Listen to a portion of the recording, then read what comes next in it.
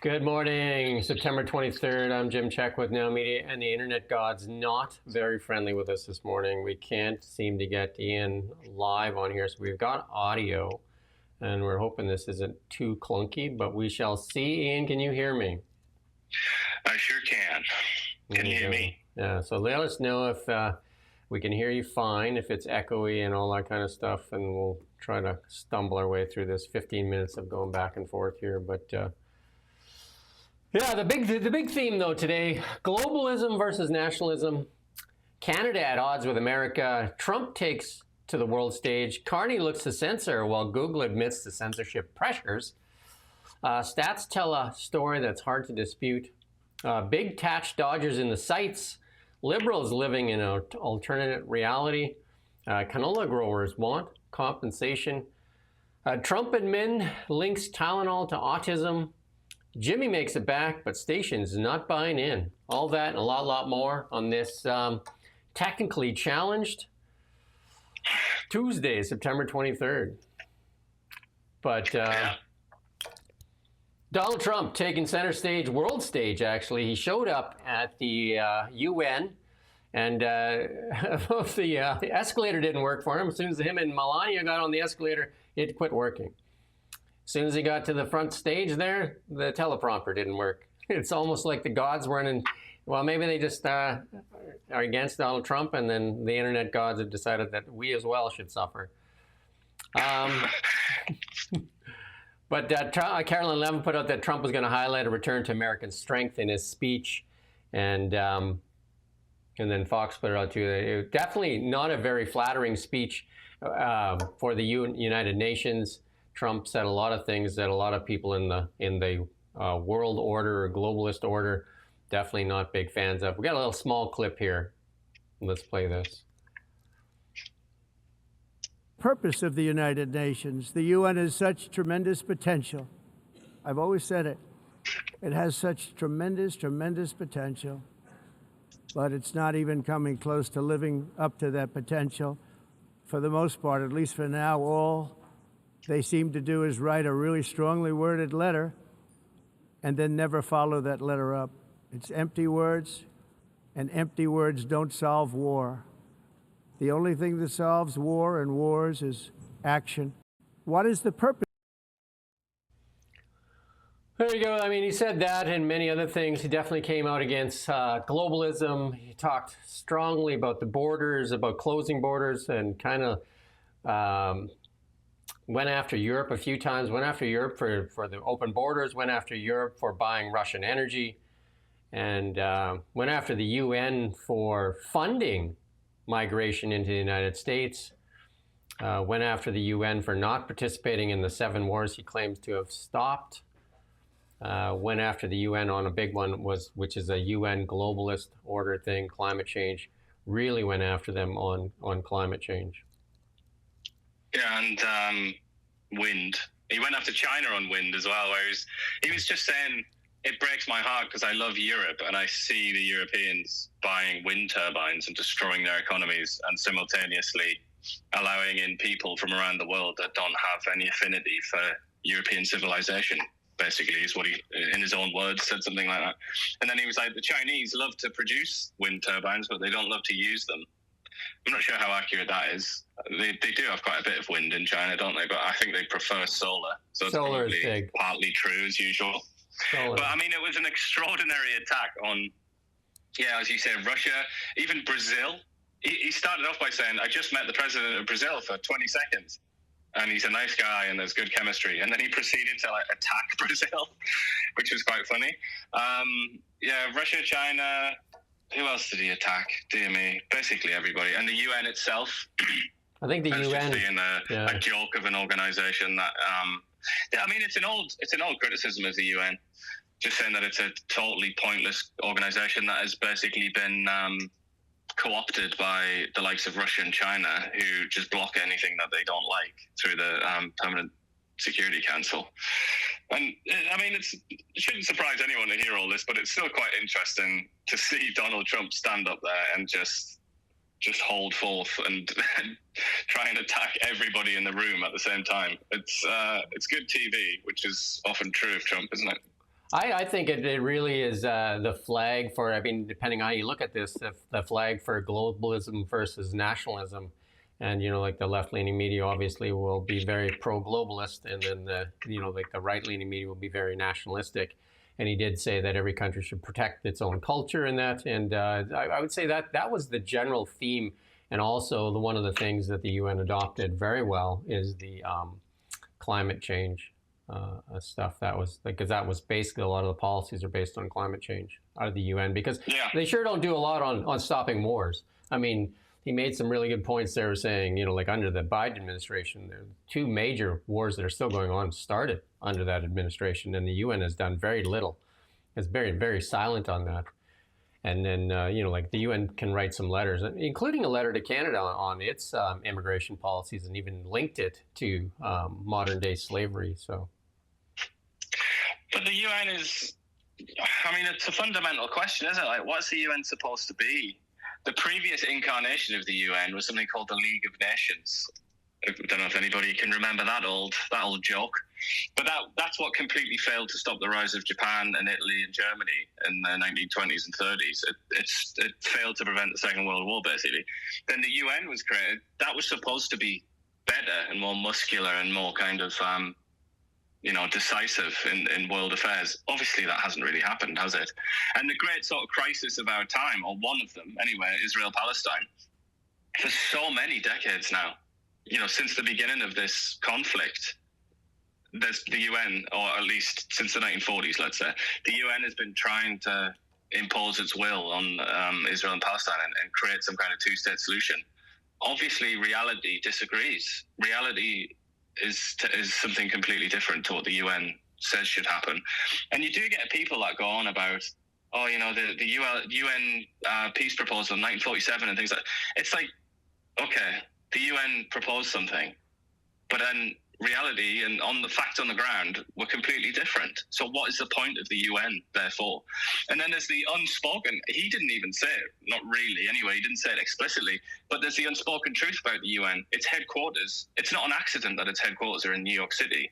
That's because the Americans basically created it and sponsored it. It's an American tool of diplomacy after they emerged dominant in the 1940s at the end of the Second World War.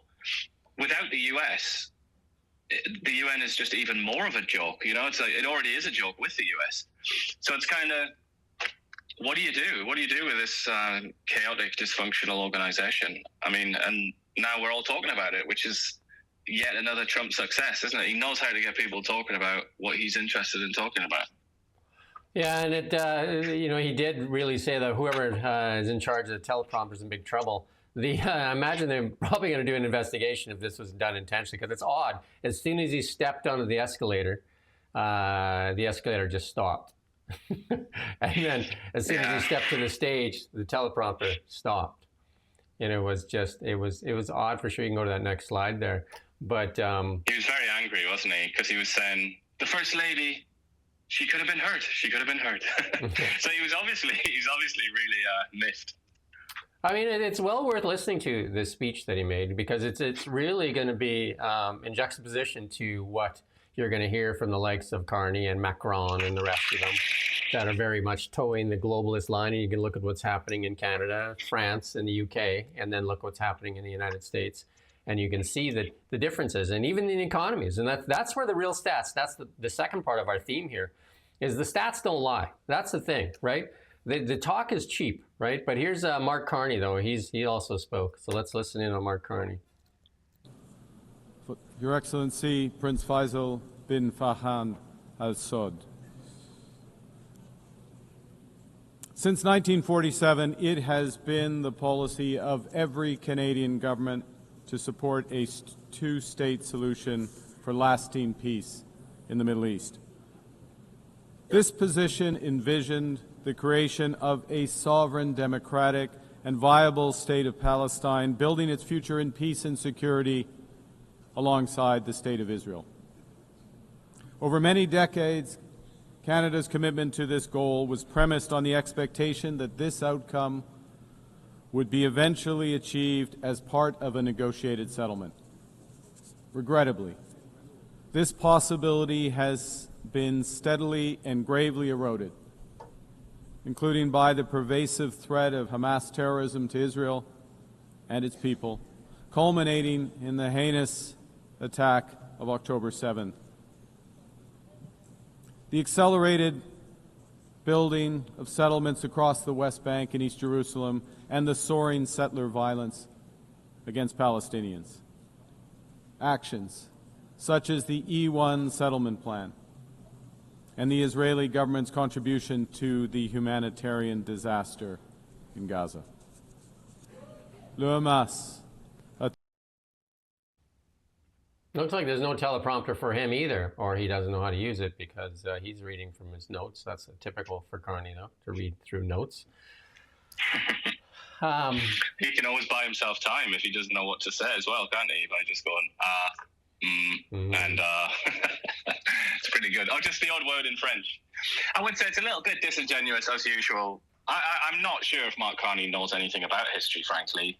I would not be surprised if it was the case that he was pretty ignorant of history. It sounds like whoever wrote that speech is certainly ignorant of history, talking about Israel-Palestine. It's an immensely complex conflict that I would say barely anybody understands. I'm happy to put myself in that category as well. I think almost nobody, no living soul, really understands that conflict. But to talk about 1947, you heard him mention 1947. What happened in 1947? There was a proposal put forward by the UN that to create two states. The Arabs said no. The Jews said yes. There was a war, which was won by the Jews. Then Israel was created as a Jewish state. And you can walk through them all. There was a similar one in the 1990s. Again, was rejected by the Palestinians.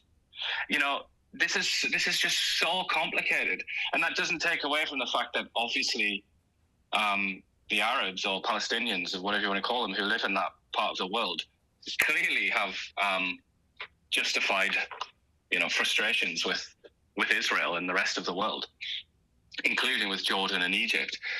Right? Okay, all of that is true, but I just feel this simplistic representation of it by Mr. Carney, it's just so disappointing. The way that he's talking about the latest settlements. Like, the only way to understand that, really, and the only way to understand Israel, and he often likes to say the Israeli government has made it clear it no longer favors a two-state solution. You have to ask, why is that? Why does Israel no longer favor a two-state solution? I'll have to just get him a reading list, I suppose. I'll set one up and send it to the PMO press office. I'm sure they'll take that seriously. But you have to understand that October the 7th, that massacre was the straw that broke the camel's back for Israel. They just couldn't take it anymore. And they saw that no point anymore in even trying to pretend to go along with this farce of a two-state solution that they've been willing to concede to on numerous occasions in the history of Israel, and even before the history of Israel began. What do they do in this situation? And then, if you're interested in the least in understanding why it is that people like Benjamin Netanyahu and other senior figures in Israel, why they look at people like Mark Carney as being a fool who doesn't understand the first thing about Israel and Palestine, this is why. This is a clue as to why. Because he speaks like this about things that he does not understand. And it's painful to see. There's CTV just put this out. Hamas-led authorities execute alleged collaborators in Gaza. And then the Hamas leader put out that tweet there the other day, too, saying that he thanked Canada, and that is part of the fruits of the labor of their October 7th event, or tragedy, I should say.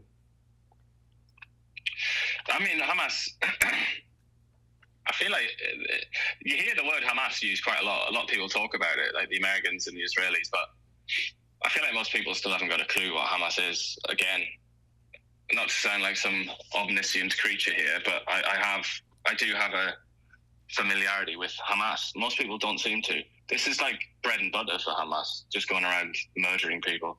They're a repulsive, totalitarian organization. Nobody should want anything to do with such a disgusting set of people.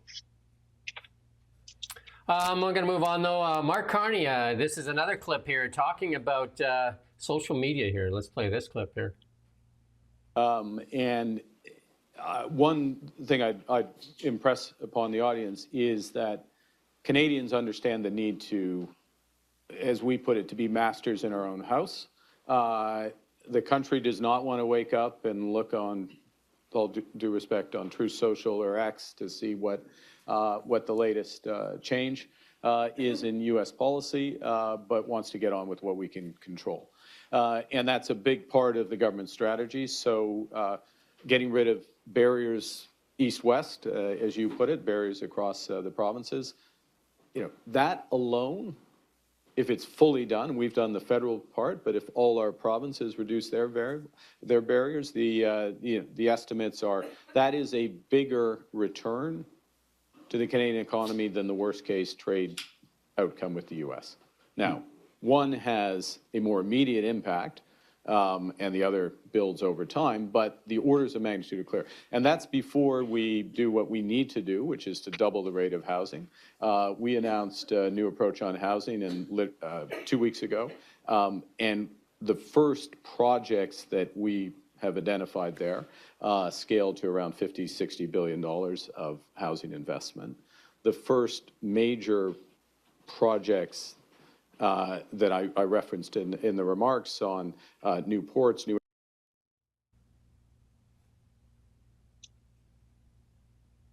Amazing. The new approach to housing, small cubes. What an approach. Modern and amazing. I mean, he could put no foot wrong, could he, with that audience, though? It was like John Lennon sat there in 1965 or something like that. It was just like people were absolutely like crawling to his feet to kiss his toes, and then like in the most absurd ways as well. This woman was she said, "Oh, I don't know if it's just Canadian modesty, but you describe Canada as a middle power." I would actually say that Canada's a lot stronger than a middle power. It's like, what the hell are you talking about, you fool? A middle power is something like France, which has a pretty large military, nuclear weapons, 70 million people. That's a middle power. So if that's a middle power, then what's Canada? For God's sake. But there was just so much clowning. Yeah, I think Carney didn't behave himself. I think he had such a friendly audience, and he let himself go, and he started to really lean into it, and he was really loving it. But I think he said a lot of ridiculous things that would never play well in Canada. But he was talking to a lot of foreign fools, so easy peasy. Yeah, I think it really shows the contrast between Donald Trump, who's you should easily describe as a nationalist, make America great. I mean, that is his whole platform. And Mark Carney, the globalist, he's written books on it. Globalism is part of his thing, and he's the poster boy for globalism. And you can see that through our immigration policies. You can see it through a lot of our policies. And speaking there, he's speaking to globalists, the left-leaning globalism. And if you understand what globalism, but the sad part about globalism, what I was kind of like buying into before, was like they haven't lifted people up. Instead of lifting people, like you should have strong nations lifting people up out of poverty. What they've done is actually draw Canada down into poverty. I mean, if you look at Canada, 89% of Canadians are now $200 away from meeting their monthly obligations. So instead of lifting nations up, what globalism has done is actually drag nations down. Well, that's what I mean. It's complicated. I think it's certainly not. I don't think that's an accurate description of what's happened in somewhere like China. I'd say globalism has, since their entry into the World Trade Organization, since the reforms of Deng Xiaoping and all the rest of it, when they opened up to the world and started selling their products, they've grown enormously in wealth and, power. So it's benefited some countries. There are obviously others that you could put in that list, maybe Vietnam, some other ones. But whether or not it's benefited the United States is an open question, isn't it? And you could even include Europe in that. But this is what Trump has just said. I mean, it's funny. Like at the UN, he was kind of saying talking specifically about Europe, but he was saying the Europeans have, to try and reduce their emissions by 25% or whatever it is, they've ended up impoverishing themselves and putting the very continent itself in peril. And maybe who knows if it's going to come out of that. And then he was saying, meanwhile, China has knocked out enough coal power plants or whatever to more than make up for what Europe saved in emissions. So he's that is an argument against globalism for sure. And it's definitely true that in that sense, Carney and Trump are on very, very different sides, aren't they? And it's true. Carney is almost like the poster boy for globalism now. He's like one of the few remaining internationalists. He's probably like, remember when he sat on those stages before when he was in the role with Brookfield, and that's one of the things he did. He pressured Canadian banks as well. Remember that all the banks that had to kind of like toe the line on ESG and everything. And he even said that in one of his speeches, that the banks that don't toe the line will face penalties. And he's very much the poster boy for globalism. I mean, that much should be common knowledge. Here's Google finally admitting that the Biden White House demanded censorship of legal content. And that was after Zuckerberg came clean and X and all that stuff. Now Google's finally coming clean too, and they said they're going to restore some people that were cut out of the platform. And as Google and many of the other social platforms are saying they're now combating censorship, the liberals have come under fire for the opposite. The Canadian Civil Liberties Association, meanwhile, said the law could criminalize peaceful protests. This is this new hate act that they're putting together. And then, what Carney just said too. You don't want to wake up in the morning, and I know they don't like X, and obviously don't like Truth Social. So it's amazing how they just named those two. But they also don't like Facebook for that matter, because Facebook with Bill C-18 still has Canadian news networks off the platform. So again, another form of basically suppressing freedom of speech here in Canada, and basically kneecapping news outlets across Canada so that we only have one voice left in Canada, the CBC, that drinks at the taxpayer trough every day, gorges itself actually. Well, the Liberals as well, I'll just point out, they say that they don't like Facebook, but then they do give them an awful lot of money. Well, they're using it as a tool to basically kneecap independent media in Canada. It's basically devastating to independent media. At the same time, they just funnel more money to the CBC, the chief misinformation officer in Canada. I also think it's fair to say it has, quite ugly consequences for our democracy, the banning of news on Facebook. That was always anybody within, on that, this means almost everybody, but anybody that's ever used Facebook and seen news on there when it used to exist, they'll know that there would be big debates, wouldn't there, on Facebook and in the comments and stuff like that. People can laugh about the value of that kind of thing, but that's part of a democracy functioning, isn't it? That's kind of how it works. And that's all gone now. And, that story I did recently, they highlighted the Media Ecosystem Observatory, I believe it's called. They highlighted all of these fraudulent accounts that started to put out like fake stories that looked like the CBC. I mean, that is real disinformation. That's the real threat that we face. And that's the kind of thing that blossoms when you don't have open and free speech and the ability to talk about things like, the news, like politics, the things that are happening in your society. When you can't do that on the main social media platform in the world, that's good news for frauds and people that like to peddle disinformation. If you look at it and you look at the nations that are kind of like poster boys for globalism, and just look at the chaos in those places, especially in social media and the penalties, France, UK, Germany, Canada, and they all seem to be in the same mess, in the same economic mess, and the same social unrest. And Canada, they're one of the richer resource nations in that mess. But and here's part of that. Mark Carney again speaks on climate change. In my experience with China, they are, amongst other things, very sincere and engaged on climate. This is a country run by engineers. This is a country that understands a lot of the engineering solutions to issues around emission. They've happened to have built real competitive advantage in a number of these areas as well. So there's a question of how, and there's almost a standing offer from them about how to engage in the global comments in and around climate. What? How how on earth could he know that the Chinese Communist Party is sincere about climate change? What a ludicrous claim to make. There is nobody on this planet except members of the Politburo of the Chinese Communist Party that knows what the Chinese Communist Party is or is not sincere about. What a foolish thing to say. Yet again, I'm so sorry to hear it and see it, because it's extraordinarily naive and foolish of him to say something like that. But, again, is that going to be picked up? I don't know. Probably not, really.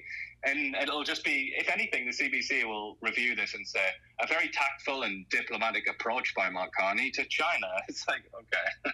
Right, the Pierre Pauli put this out, the same regime that puts up 2 new coal-fired plants every single week. I mean, and President Xi has come out and says that he will not impoverish his nation by putting any climate restrictions on energy at all costs is really what China is doing. And it's not just that. It's not just that they put out coal-fired plants. It's also their approach to the environment, which is, for most human beings, that's a lot more important than something as abstract as, like, the amount of tons of carbon emissions put into the atmosphere.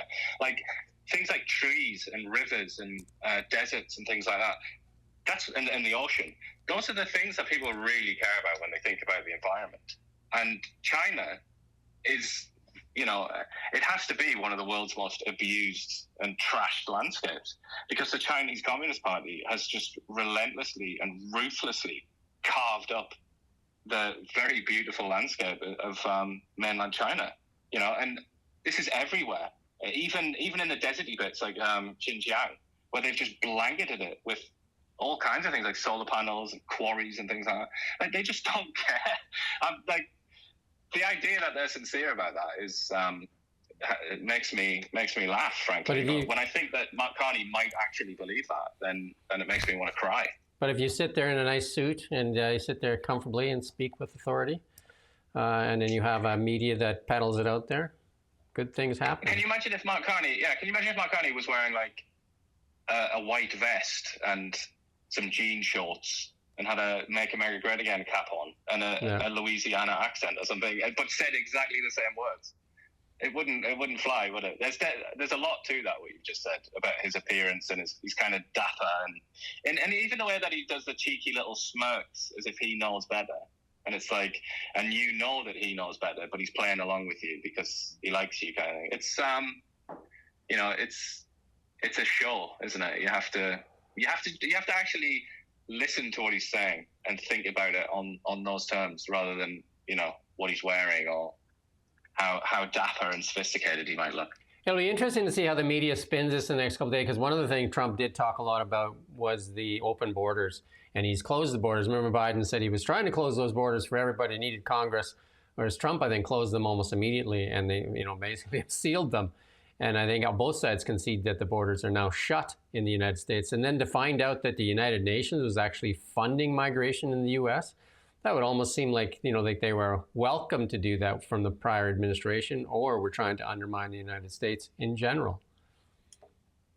Well, there's an idea, isn't there? We were talking about this yesterday, not in the show, I don't think. But there's an idea that a lot of people have stuck in their heads that it's almost like a right for people around the world to go somewhere like Canada or the US. That's almost... And what made me think about that, first of all, is a press conference yesterday from groups that claim to represent Palestinians complaining about how hard it is for them to get visas to come to Canada. And it's just so often now, it seems to me that people have it in their minds that this is their right. It is your right as a whatever it is, a global citizen or something, to go and live somewhere like the United States or Canada or Europe. Of course, that's completely ridiculous and false, and nobody in those countries has ever been asked if that's okay, if they're good with that. But the UN has certainly been guilty in the past of buying into that kind of nonsense. So I think that's the sort of context, isn't it? Another climate leader there is in New York as well. Climate Week in full swing. And there's David Eby there. And he said he's meeting with investors around the world that are interested in projects in BC. Let's play this clip from David Eby. Hey everybody, it's Premier David Eby. I'm here in New York City, and obviously an unusual time to be in New York or in the United States at all. but it's Climate Week here in New York, and investors from around the world that are interested in jurisdictions and companies that are reducing carbon emissions and finding sustainable ways to move forward while increasing prosperity for everybody. Well, that's the topic of the week here in New York, and a gathering of institutional investors that are keen on those kinds of approaches. I'm here meeting with investors that are interested in projects in BC, mining projects, low carbon energy projects, clean electricity projects, forestry projects that will create jobs right across this province. Finding those investors and pairing them up with projects in the province means jobs for families, supporting people in every corner of British Columbia. That's my job as Premier. That's why I'm here, having a lot of great meetings and a lot of excitement about what we can do together to grow our economy, to support everybody in British Columbia and in Canada. Did we lose Ian or? Oh, he's on. Oh, look at that. Hey, technology. Can you hear me? Actually, I thought you were talking about the matching shirts. Oh, there you go. It is Rosh Hashanah, so I guess it makes sense. So Shana there's Tova. David Eby. Look at this. 47 minutes later, we made it work. Look at that, eh? If we only had just a sliver. Eby helped. A sliver of the CBC budget, that would be helpful. Just a sliver of their budget. But let's play this one more clip on climate here with Mark Carney before we talk about climate here with... And so they all of a sudden become in a position where they're quite advantaged. So if we took away the carbon tax, then they'd be like, wait a minute, we just made this massive investment and you didn't do it. That's first point. Second is we're diversifying away from the Americans. And guess what? The countries we're diversifying to care about this. We will not have access to the European market. We will not have access to the UK market and increasingly major Asian markets unless we are getting our emissions down. And then the third point is, guess what? The Americans change their mind every once in a while. And now apparently they don't care about it. They're going to care about it again. And we are going to put ourselves in a position where we leapfrog the Americans with respect to carbon competitiveness. Yeah. And that is good for Canada long term. I mean, obviously it's good for the planet, but it's good for Canada long term. I wonder who made all those investments in climate change. Who made all those investments that are, going to be angry if we walk away from? Who's that? Starts with a B. Certainly, he made some of them. Yeah, no doubt about it. Brookfield. Imagine that, eh? No conflict. But that's quite a gamble, isn't it? He's trying to present that as though it's as obvious as that, like the sun will set tonight. It's not that obvious that America will change its mind on this and go back. Post-Trump, that's what he's saying. Post-Trump, this is the world, right? But that's not obvious. And after Trump's first presidency, if you remember, cast your mind back. Not a lot of people seem to do that now. But Trump put tariffs on certain Canadian products, certain Canadian exports, and targeted certain Canadian industries. And then everybody was like, oh, thank God, Biden's won. Here he is. He's going to fix it. Did he fix it? He left a lot of them on. This is the point. Like, it's not just going to go back to the days of Barack Obama and Hillary Clinton. That's not going to happen. But it really does seem like our boy Mark Carney there thinks that that's going to happen. There's no guarantee.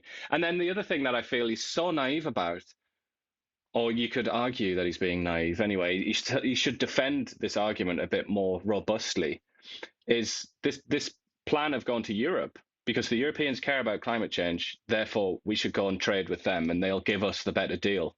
We'll be their supplier of choice. The Americans do have a few cards and that don't involve climate change, don't they? Such as, for example, NATO, which is their organization. NATO doesn't exist without them. It's pointless without them. So the Americans can go to the Europeans and say, I hear you're going to buy some Canadian oil and gas. How about no? How about you buy our oil and gas, and that way you get to stay in NATO, or we stay in NATO? Just these simple things, but either Mark Carney doesn't know any of this, which I find impossible to believe. He will absolutely know about all of this, or he's trying to misrepresent the truth. But why? I don't understand. Why is he trying to do that? I do want to say one of the most important things happening in the world right now, we're in the fourth industrial revolution, you could say, and technical revolution or technology revolution. This is probably going to be the biggest revolution ever. And this is not just hyperbole. This is happening at an amazing speed. And, like 85, 90% of the companies that are representing this our American giants, NVIDIA, Tesla, OpenAI, Intel. I mean, Canada doesn't compete on this. Well, Canada has energy, but energy, according to Elon Musk, can be solved with alternative means, including solar.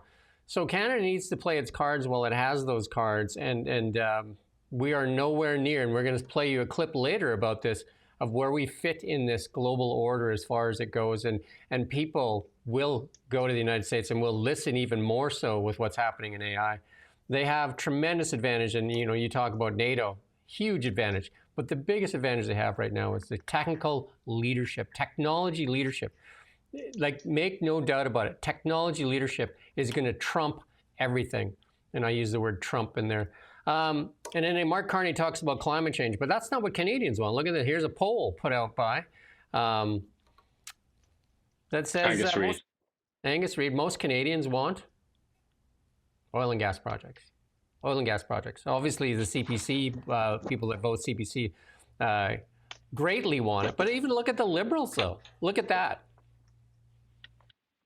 That's the revolution that occurred with the switcheroo, the removal of Trudeau, and the installation of Carney, I think. And look at the NDP. I mean, do you think that has something to do with maybe why they're so obscure and peripheral now, and not even an official party? And the Bloc, I think, uses it just to get their way with everything. You know what I mean? Like, the Bloc uses it as, you get everything from Quebec. I mean, if you look at how Quebec does as a province, I mean, they're just gaming the system. They're complete opportunists. Of course they are. Just for a second, if you disagree with me, just for a second, consider this. Consider that the rest of Canada, English Canada, let's call it, had 90+% hydro as their energy mix, whereas Quebec had 60, 70, 80% oil and gas. And that's where what's now in Alberta, imagine if it was in Quebec. What would the position of the Bloc Québécois be then, do you think? Yeah. Maybe I'm a cynic, but I think that they would absolutely love oil and gas, and they would do everything that they could to get it out of the ground and to market. It is opportunistic. It's purely, this is something that you need and want, but we don't want or need it. So we're just going to try and thwart you, because that's what we're about. So here's some of the reality of the situation. And we're going to play a little bit of this reality of the situation, because I think if you've been following along, we recognize that Carney represents the globalist lead. And at the UN right now, I mean, for the majority of the people at that UN, in that room there, are very much into globalism. And then and Donald Trump represents nationalism. That's his whole movement, MAGA. And even the left-leaning media try to make that sound horrible. But if you listen to it, if you're an American, make America great again, why wouldn't you like that, right? But they've turned it into a dirty word. But here's the reality of the situation. Here's the stats. Take a look at this chart. There's the reality of the situation. That's the reality. And you're talking about technology. The technological revolution that we're going through requires a lot of capital investment, doesn't it? A lot of industrial machinery and equipment, which is what this is a measure of. And so if you want to keep up with those big boys who are flying away from us in that divergence, there's going to have to be a lot of spending on equipment. There's going to be a hockey stick moment here too, and it's going to get worse. And the amount of investment flowing to the United States, and the amount of that sucking sound that's coming out of Canada, the amount of investment leaving Canada to go to the United States is just astronomical. And also, look no further than the leader, Mark Carney. Where's his investments? Where's Brookfield? Do you know what I mean? Like, just look there. Look at this. Look at the reality of the situation.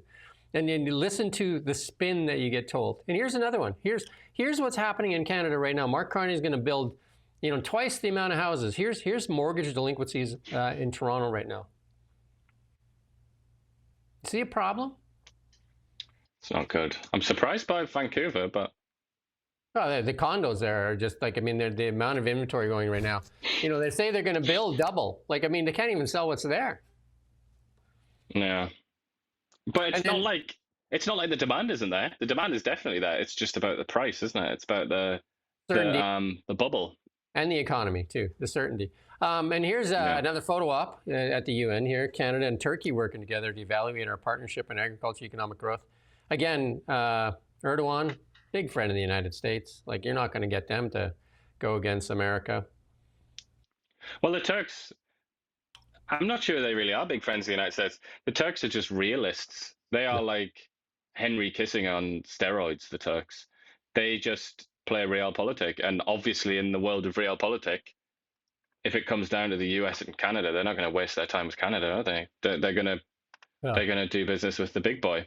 But I find it hilarious that look at the way they've spelled Turkey, because the Turks, they're going through a bit of a nationalistic fervor right now.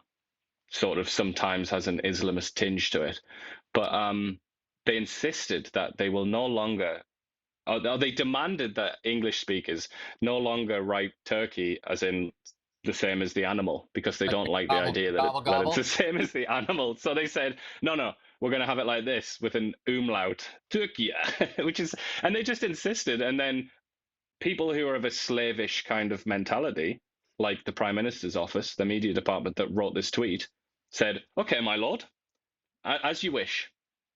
And these are the same people, by the way, that refer to Taiwan, the country of Taiwan, as being, like a renegade province of China. Sometimes they'll call it Chinese Taipei, which is a completely meaningless phrase. Doesn't mean anything. It's a stupid thing to say. Taiwan is an independent country called Taiwan, but observe the way that they refer to these things, and it's just the mentality of a slave. And I really, I would like people to notice that. Here's a bucket of cold water. It's for the Democrats and the liberals that have pushed this same thing. But here's Joe Kernan here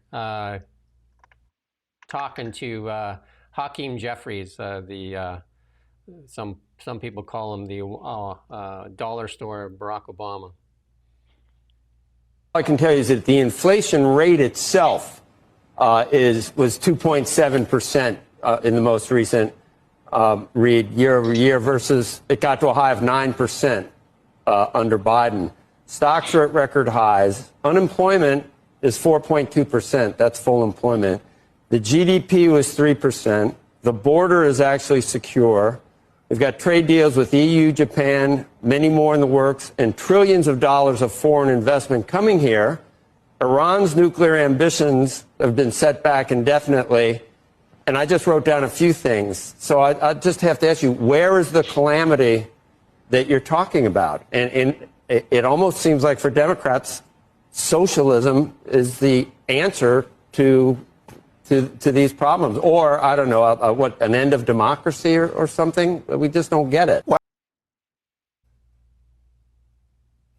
What did he say there? I'd like to hear that. I would have liked to hear his response. He just went on to say that, how we have to defend Medicare. He just sounded like Trudeau at that point and gave his typical, we've been there for Canadians when Canadians needed us most with care. You know what I mean? It was a typical, it wasn't an answer to what Joe said. He didn't answer the question at all. Because, those are pretty startling things, to say right to the Democrats. And then the leader of the Democratic Party there, and the minority leader, sorry. And then, he doesn't answer that. He goes on about how they're there to protect Medicaid and just nonsense. He just says some nonsense, but he doesn't address. That's the thing, right? Here you are called out, and you don't address it, right? You just go on with your nonsensical stuff. Well, they're trying to do this as well. It's not just about him, and it's not just about his party, but there is something called media training that these people sit through, like a workshop where they're taught how to deflect questions and things like that. So he's probably just tapping into that, isn't he, really? Which is why people like Trump, who I don't think he's ever had media training, or he'd never sit through that. He doesn't speak like that, and that's why he became so popular, because all of a sudden he was like a real person speaking in real sentences with real opinions.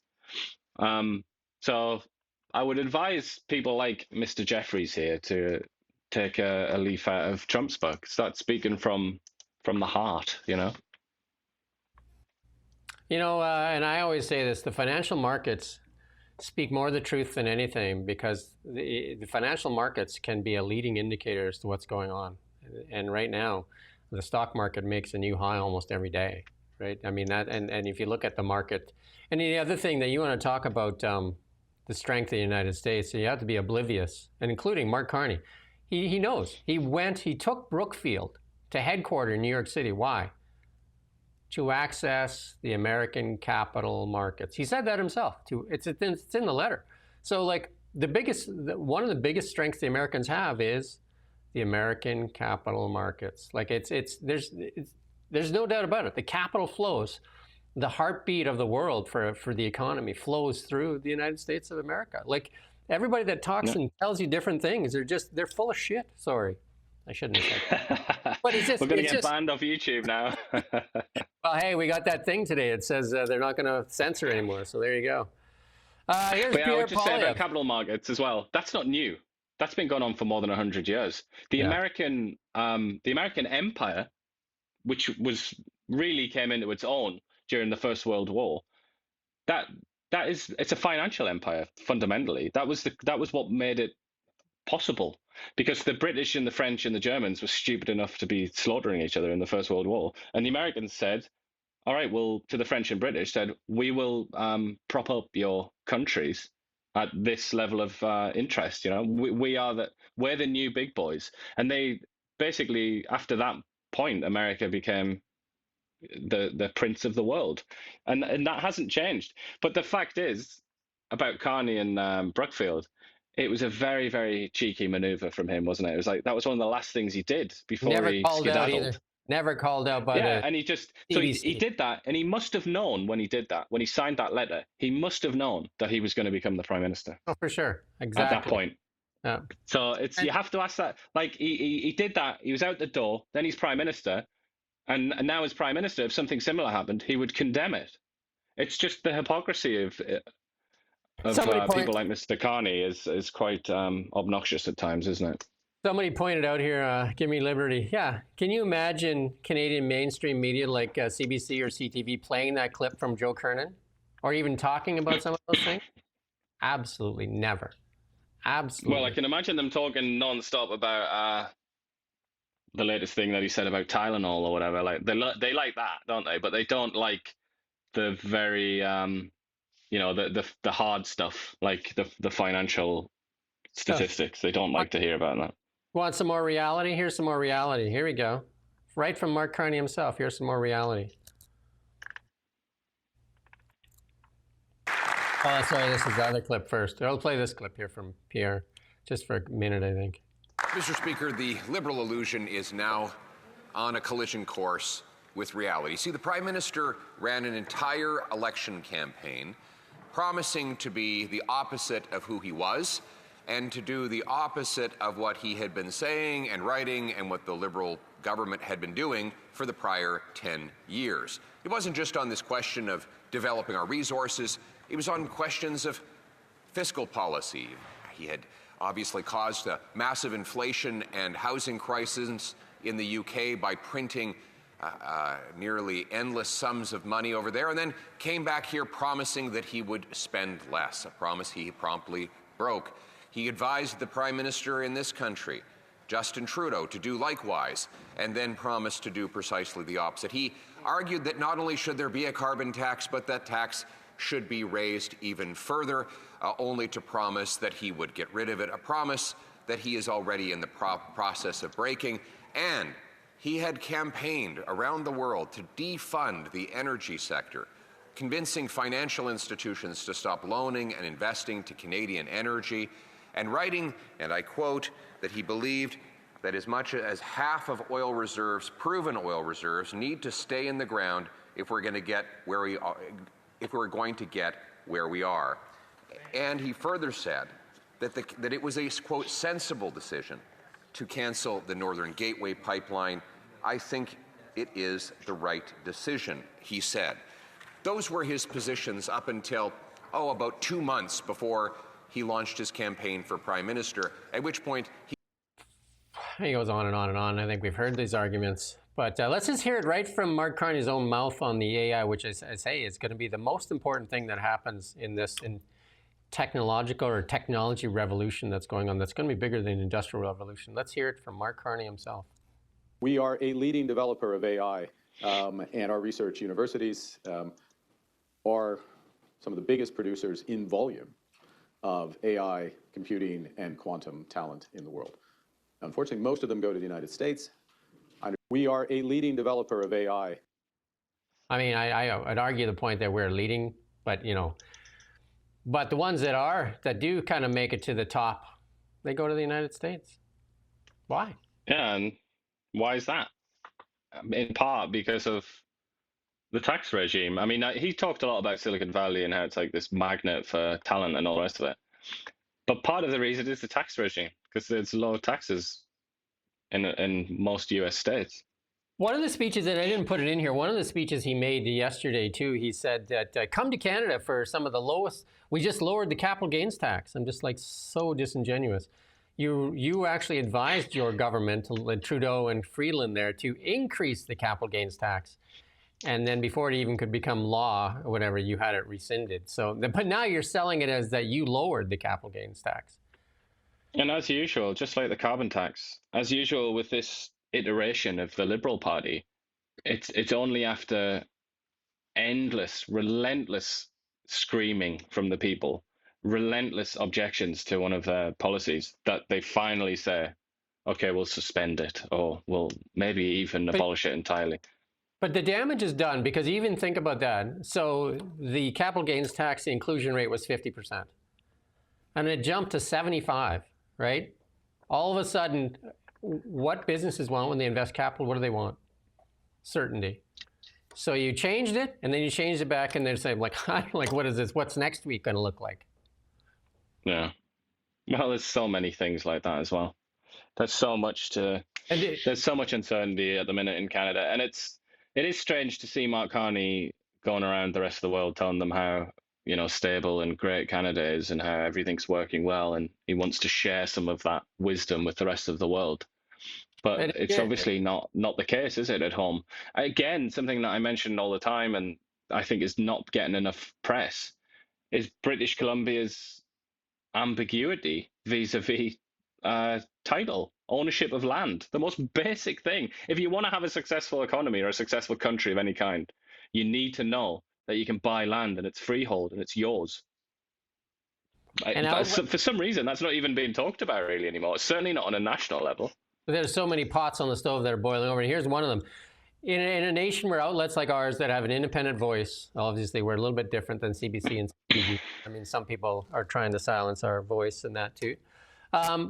This is what the government's doing. Bill C-18 suppresses local independent media by taking away our Facebook audience of over 200,000, which we want. We don't want government funding. We want our audience back. But here instead, this is what the government does. Here's funding. A federally subsidized advocacy group co-founded the Cabinet Advisory is hiring a journalist to supply media with news. Supply them with news about critics deemed for right, opponents targeted by the Canadian Anti-Hate Network have included a former premier of Newfoundland and Labrador and pro-life Catholics. So they say they're completely independent and nonpartisan. The Anti-Hate Networks said yesterday in a statement, we do not take direction from the government or anybody else. But they seem to target one particular group. And they got money. Obviously, there's the organizations like this all over the Western world, and it's a very similar arrangement in every case where they're funded by left liberal parties. They're like the attack dogs of the left liberal parties. So they give them this money, and this money is a kind of, don't touch us.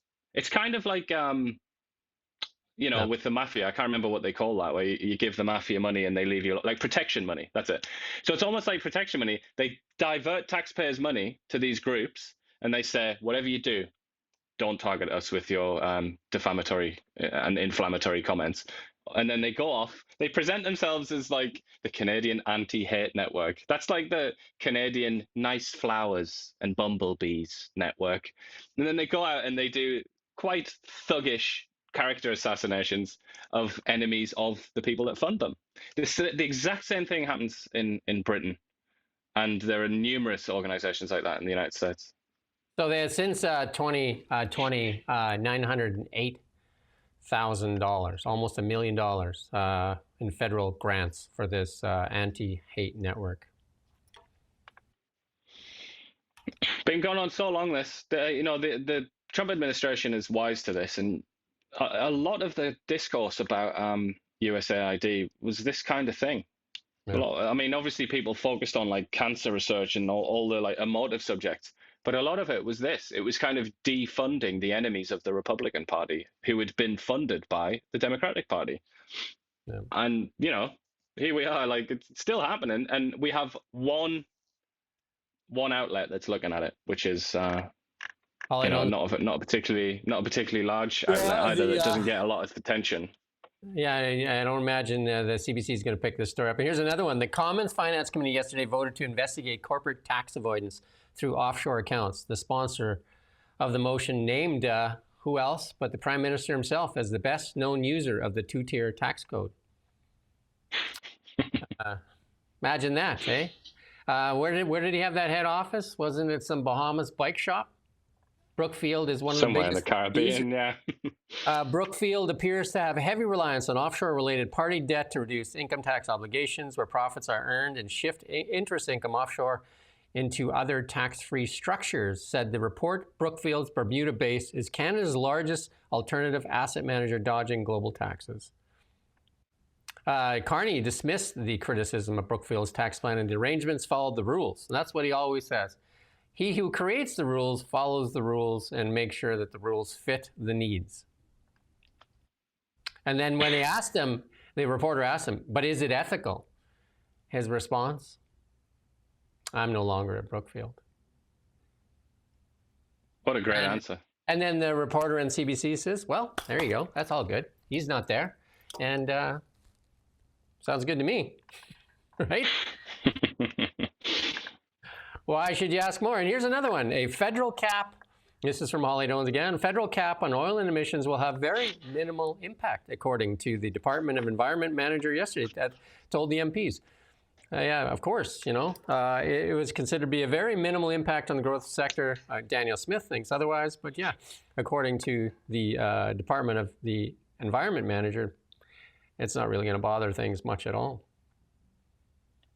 So why bother with it then? Exactly. And then, and here's the canola industry now saying, we want our money. They say Parliament must be prepared to compensate canola workers for lost income if that trade war with China persists past Christmas. Growers yesterday told the Commons Agricultural Committee that losses are now near $2 billion. The canola markets are very, very hard to develop, And China, one of the bigger buyers of it, and our friends, our Australian friends, took no time to say, well, we can sell you canola. So there you go. Sticking together, right? Isn't that what The Mark Carney Americans, said? The EU and the rest of those countries are going to stick together, but they didn't wait long to kind of like take advantage of our dire situation. No. But the Americans buy a lot of it as well. I hadn't quite realized just how much, but they buy a huge amount. So just think, Our Yankee friends. if they keep sticking the stick in the American eyes, let's see what happens, right? Yes. But that just, you know, you look at somebody like Scott Moore there and these canola sellers, they're in a terrible position, really, aren't they? Because it's like they don't want to upset America. It's like China and America, the two biggest buyers. They don't want to upset China, they don't want to upset America, and here we are in a trade war with both of those countries. It's just, it's an absolute nightmare for them. You said China and America, the bigger buyers, and who are China and America? Oh, right, the two largest economies in the world, and we have a trade war with both of them. Yeah, ongoing, simultaneously. Hey, a trade war with both of them that are crippling our economy. And what is our Prime Minister doing? Sticking a stick in the American eyes and saying that China is the largest threat to Canada.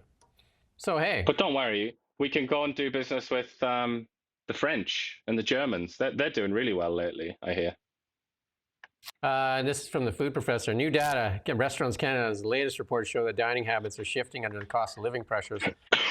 Canadians now spend less than 2019. There's a pullback, eh? Solo dining reservations up 28%. What the heck? Well, I don't think the left can even stand each other. They won't go out for it. I also think this 41% drinking less alcohol. I don't think that's necessarily cost of living. I think that's a separate trend that people have stopped boozing. It's a health trend. I mean, people are starting to recognize that, you know, it's basically you're drinking a toxin. But hey, even the Canadian Chamber of Commerce calls for a meticulous temporary worker review. I mean, Again, that one is like, really? Absolutely. Trump administration, this is causing a lot of uproar in the left-leaning media, including our friends at CTV here. Trump coming out and recommending, the administration coming out and recommending the use of Tylenol during pregnancy, linking it to autism. You'd think that that was the end of the world. Let's play this clip here. Be very careful with what he says, and he should, but I'm not so careful with what I say. But you have certain groups, the Amish as an example, they have essentially no autism. First, effective immediately, the FDA will be notifying physicians that the use of let's see how we say that, acetaminophen.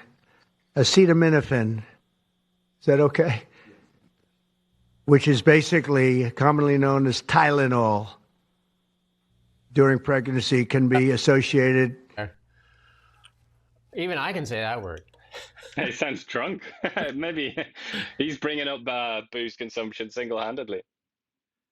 But I don't get it. Tylenol came out with coming back at it. We believe in independent sound science clearly shows that taking acetaminophen, now I stumble on, does not cause autism.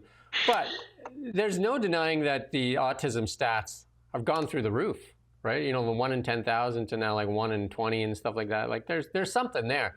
And to me, and Trump said it to me, and what Trump said is, why take the chance until some conclusive studies can come out? Like taking Tylenol is not saving anybody's life. It's about some discomfort.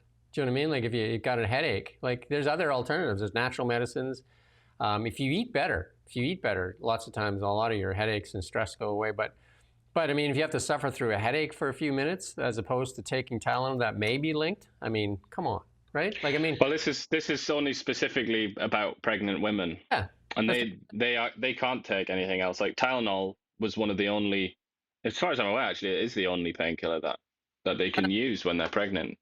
But it's the same thing. Like you don't drink either, though, right? Like you shouldn't drink. Fetal alcohol syndrome. Like, do you know what I mean? Like there's loads of things. Well, you just can't do anything when you're pregnant as a woman.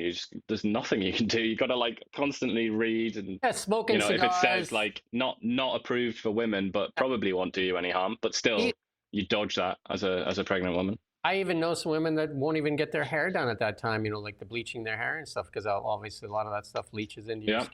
Right. So I mean, for the media losing its mind about this, just like, you know what I mean? It's again, not a life-saving thing. This is just like, until the study can come back conclusively, because obviously there's something going on. No, the studies, I find it's been a little bit dishonest, the reporting on this. I've been reading a lot of headlines. I read one from the BBC, that glorious institution, where it was like Trump tells pregnant women not to take Tylenol, despite no link between that drug and autism. That was like their headline, something like that. Yeah. And then you read even their own story. You read it, and they link to this massive review a couple of years ago at Harvard University, like a review of studies that found that there are a lot of studies do link. There is a link. The question is whether there's a causal link, whether it is causing that, or whether for other reasons there just happens to be this correlation between pregnant women that take Tylenol and them having autistic children. It's kind of it's pretty complex. But as usual with anything that Trump gets involved with, he takes a line and then he's attacked for being for being completely wrong and overly simplifying it. But then the people that attack him oversimplify it as well. Yeah. And they fail to mention that these massive reviews do indeed show a link. The question is whether it's a causal link. So here's global experts. You gotta love that when they put that title in there. Experts say autism has no single cause. Well, that's probably true. You know what I mean? Like, it's probably true. No single cause. But that's true of cancer everything. And all kinds of things. Yeah. It's basically like this. Like experts say, sky may be blue, but some days. I cannot believe they're still using that word, experts. Like, do they not realize that that's had its day? You need to just be a bit more specific. Just say doctors or whatever, or medical professionals. Like, don't use the word experts. People are just going to roll their eyes. And then CTV having no shame whatsoever. After Trump's unproven Tylenol claims, Canadian parents of children with autism fear they're going to be blamed. And then they trotted out somebody to say the president of the Ontario Autism Association, who's also an epidemiologist, believes the Trump's administration claim is reckless and lacks merit. Why would, as a scientist, when you say, like, well, we should look at the data, and they just watch the press conference and they say that, right? Like, what do they know? Experts, right? This story, it misses the best bit, this tweet, because this was pushed, because I've got the CTV app on my phone for my sins, and I get their breaking news. It was pushed as a story, and they included, like, the top bit of the the notification was, "I'm literally shaking." That's missing. It's missing from this. But I assume that this woman here said that she's literally shaking. As a mother, wouldn't you want to know anything that is even close to linked to causing some problems with your child? You would want to know this, just anything, like, you know what I mean? Like, and I would say to people, the best thing you could do is eat whole foods. Anything that has 12 ingredients on it that you can't pronounce, or even one ingredient you can't pronounce. Stop putting. But even coffee. Coffee is when my wife was pregnant, she was like very hard for her to do this, hard for anybody to do this, I imagine. But she was dodging coffee not because there's a causal link or anything like that it is dangerous, but just because it's not certain. There are question marks. And somebody on YouTube there, in the YouTube comments, has just talked about pregnant women can get the jab, which I guess is a reference to the COVID-19 facts. But that's why, just to go back to those dark days, that's why quite a lot of pregnant women were really unsure about whether to take the COVID vax, even though people were saying it's fine. But it's because when you're pregnant, there's like this massive list of things that you just can't touch. And it includes like totally normal substances that you would otherwise have every day. So obviously they were going to be worried about that. But I can remember those women being attacked and saying you're putting your life's child in danger and stuff like that. The big thing you need to do is make sure you trust the pharmaceutical companies, because there is no record of them settling any lawsuits that I can recall. Well, maybe there was a couple. Maybe there was a few. Maybe there's many lawsuits they settled. Or just a few $1 trillion over the years, probably. I mean, it's part of their business model. They have set aside. You go look at their financial statements. They set aside money for settlements. Yep, including infamously, I can't remember the name of the drug now, but there was that drug that was given to pregnant women, and the kids were born without thalidomide. That's it. A drug called thalidomide. I think that was given as a pain reliever, and it ended up kids were born without limbs and stuff like that. That's something to read about if you're interested in this kind of thing. This one here, it's Elon Musk explained why he met with Trump, told us backstage, if we don't hang together, we will surely hang separately. So, I mean, that was, part of that movement there. I mean, Elon Musk is also, he would put him in that Make America Great Again or nationalist stand. Like the globalists will try to tell you that nationalism is a bad thing. But, I mean, you have a flag, that's part of your nationalism, isn't it? You have a border, part of nationalism. Isn't when the Liberals were trying to win the election, what were they doing? Wrapping nationalism all around themselves. Right now they're running campaigns, buy Canadian, aren't they? Nationalism, right? They use it as a term of convenience for themselves, but I mean, they're globalists at heart, but they use nationalism when they're trying to win you over. Even, he's even Carney said things like, we're going to put Canadian workers first and things like that. Like, that is just... That's MAGA, isn't it? Yeah. And also, elbows up. What is it? What is elbows up other than a nationalist movement? Indeed. Yeah, totally. But I mean, I do find it interesting. We're talking about this in the context of Elon Musk. He's kind of got a foot in both camps. Oh. I think he's kind of he's like a recovering internationalist, isn't he? A recovering globalist. He's a libertarian for sure, and Elon Musk kind of makes his own decisions. So the big news, the big breaking news. Ready? Jimmy Kimmel, they're putting him back. But don't celebrate too fast, though, because the networks that actually got him pulled, the Sinclair Broadcast Network, who owns 31 ABC stations, said, not on our stations, he's not coming. And then Nexstar came out a few minutes later and said, not on ours either. So those two won't carry it. They will not carry Jimmy Kimmel. And that's part of the reason that they pulled it, other than, them, again, blaming Trump and saying it had to do with Trump. I follow this young lady, Tiffany Fong. She's pretty funny out there. Started following her when she was outlining. She actually went to all the FTX Sam Bankman-Fried fraud. Remember Sam Bankman-Fried, the big Bitcoin fraudster? I don't even know where he is anymore, but he was funneling money into the Democratic pockets as well. Like billions of dollars was being funneled through Ukraine into Democratic coffers. Tiffany followed that trial there with Sam Bankman-Fried. But she's saying Jimmy Kimmel averages 126,000 views per episode. Let's see if my hot dog can do better. And she actually did. Chili dog.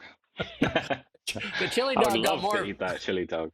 The chili dog got more views than Jimmy Kimmel. So Is that accurate? 126,000 views? Really?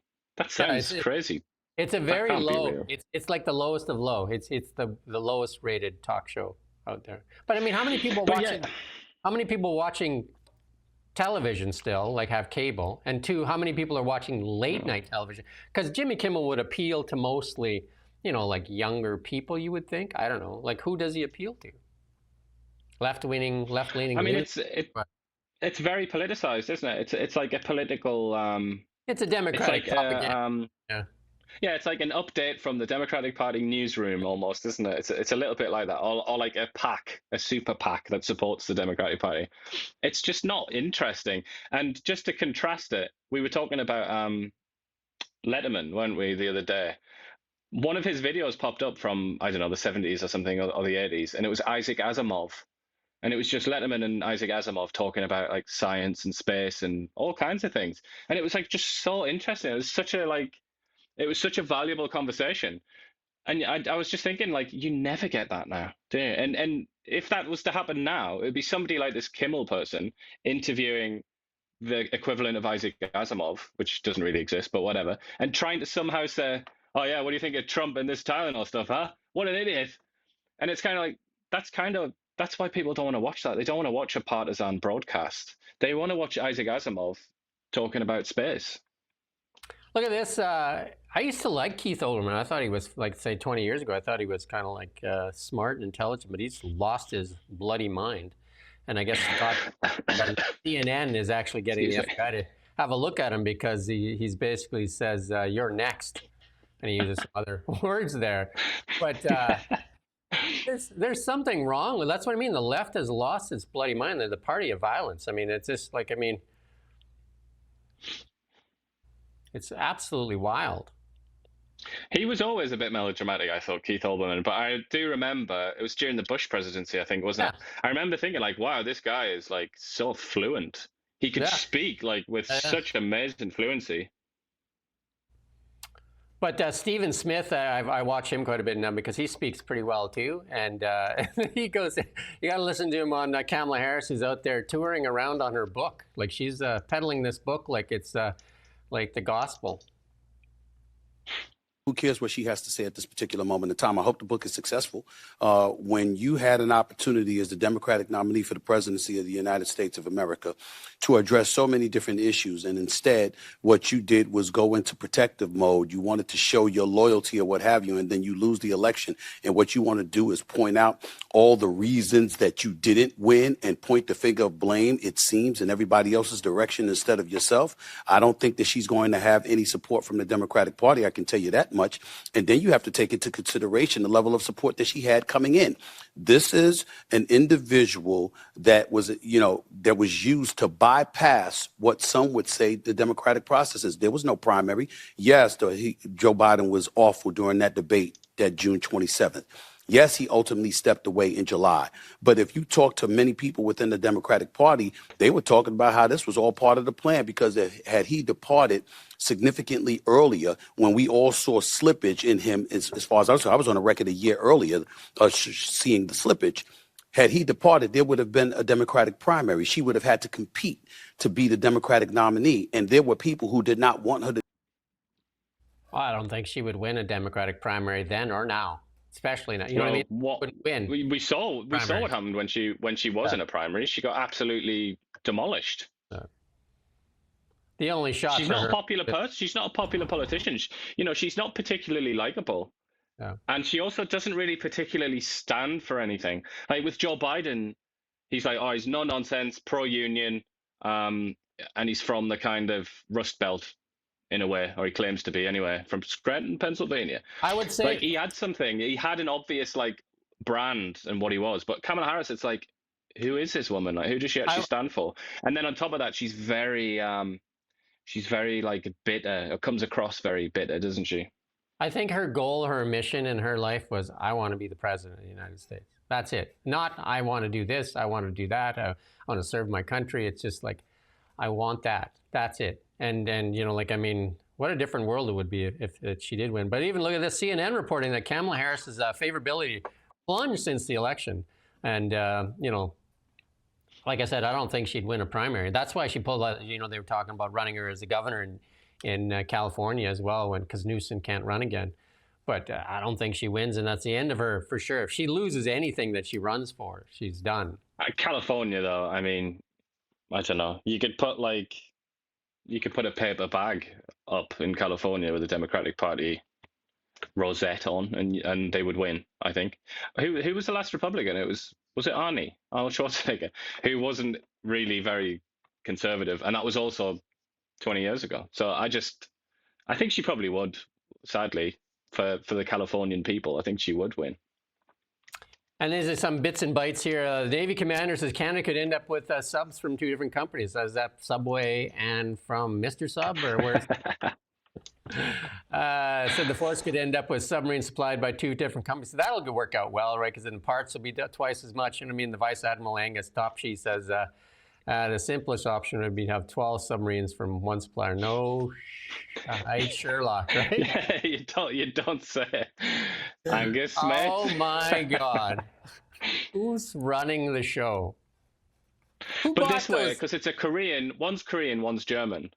Oh. I don't know if they're just trying to string them out as far as possible so that they can get a better deal or something, or is it maybe like a diplomatic thing? It's like, all right, we like you, South Korea, and we also like you, Germany. So let's buy these subs and make our lives miserable. I don't know what it is, because obviously the obvious solution is to go with the same manufacturer, isn't it? It's almost like having a workforce and you give half of them iPhones and half of them Androids. It's like, why would you do that? Or this, instead of buying 12 subs, buy 2 or 3 nuclear Predator subs from the Americans and then work with them.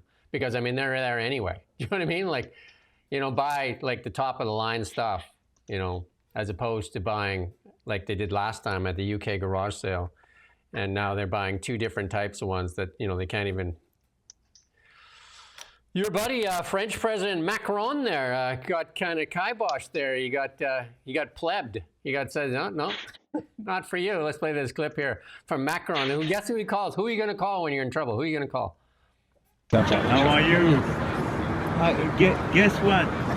I'm waiting the street because everything is frozen for you. No, I have 10 people with me. I go to the French embassy. No. I'm sorry, President. I'm really sorry. It's just that everything's in frozen right now. There's a motorcade coming right. That's why. I'm sorry. If you don't see it, let me cross. I negotiate with you. No, it's not that. That's surreal, isn't it? Hey, I negotiate with you. Hey, let me cross. I am not a commoner. Why did he phone Donald Trump? Like, well, why? He was trying to play the card. He's like, I can phone Trump himself, because the road was blocked for Trump's motorcade. The road was blocked for the motorcade. Nobody crosses, right? And that shows you who the big dog in the park is, right? And all of a sudden, there's the pleb on the street that's like calls Trump and says, "Let me cross." That's kind of pitiful, isn't it? But to be honest, the French, that's not above the French doing that kind of thing in Paris. Right. So I'm sure he knows all about it. Yeah, for sure. But watch media play this out, how, you know, Trump, bullied the French Macron and shamed him. I think Macron did it himself by making that phone call. Funny. Aye. But here you go. Here's your meme for the day.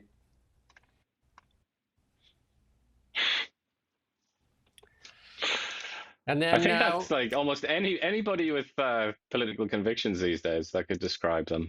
Coming to the rescue of liberals here. And this one here, we've done this a couple times, but it came out again. Turns out golf is becoming a more and more contact sport than we would like to know. But here's another one, another example. We've seen a couple that we played on this show of golf being a contact sport. But here's some more tough guys going at it in golf.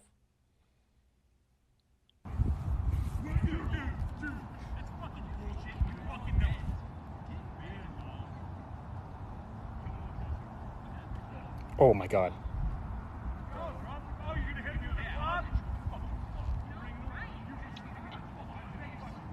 Bro. Hey. That's good.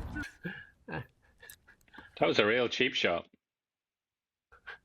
I don't know if Dino Ciccarelli there, I don't know if you remember Dino Ciccarelli, played for the Minnesota North Stars.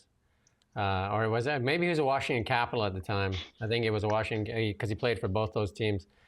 And I think he hit at the face-off, I think something happened. He clubbed, I think it was Al Iafrate of the Toronto Maple Leafs. It was a Toronto Maple Leaf anyway. Two-handed him over the head with his stick. That looks like that guy was going to do with the golf club there, right? Like, well, that would have ratcheted you up the criminal offense ladder, wouldn't it? If you smacked somebody in the head with a golf club. Literally kill somebody with a golf club, literally. But hey. But again, yeah, I'm sure it's been done many times. The sucker punch didn't help, right? But no, but that was reminded me of. I think I'm gone, aren't I? Have I been disconnected again? No, you're there. You're there. Well, I think we just lost them though. Now we lost them. Anyway, that's our show for today. Hopefully, we're back tomorrow at 9 a.m. Without any technical difficulties. We thank you for watching. We hope you share it. We're going to have a special guest tomorrow, too. Ian doesn't even stick around for it tomorrow. Andrea is going to come back. She's going to sit in on Wednesday. So Andrea was watching the show the last couple of days, and she'll be sitting in tomorrow. So there'll be three of us. And it'll be that much more exciting. Definitely a lot better looking than the two of us, although Ian puts me to shame. But hey, I'm going to work on, with Donald Trump, I'm going to work on saying acetaminophen. See, acetaminophen. There you go. Acetaminophen. See you tomorrow.